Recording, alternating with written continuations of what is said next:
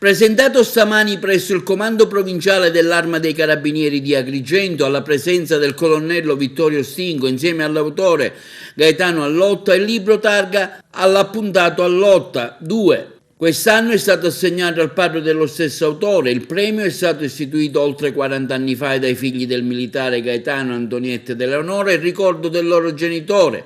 Tra gli insigniti della targa anche quella data al maresciallo Giuliano Guazzelli, poi assassinato dalla mafia.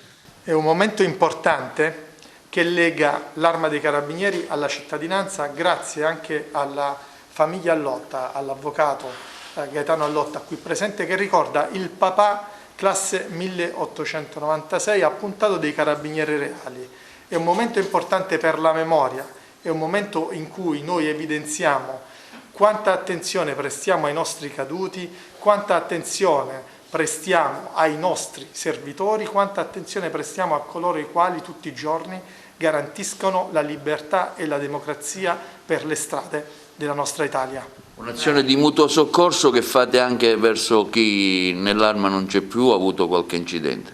Sì, gli uffici dedicati all'assistenza e al benessere dell'Arma dei Carabinieri fanno sì che le nostre famiglie non siano mai sole, non siano mai soli i genitori che perdono dei figli, non siano mai soli i figli che perdono dei genitori.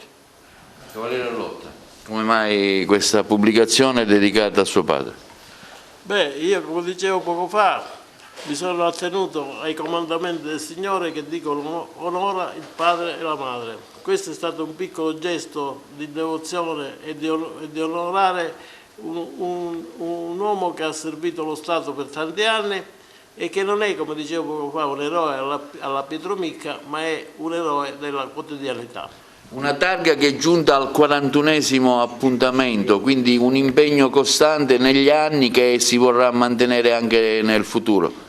Bene, io come ho detto già c'è pronta la targa dell'anno 21 che sarà data nel 2022, ma spero che anche in seguito questa bella iniziativa possa continuare.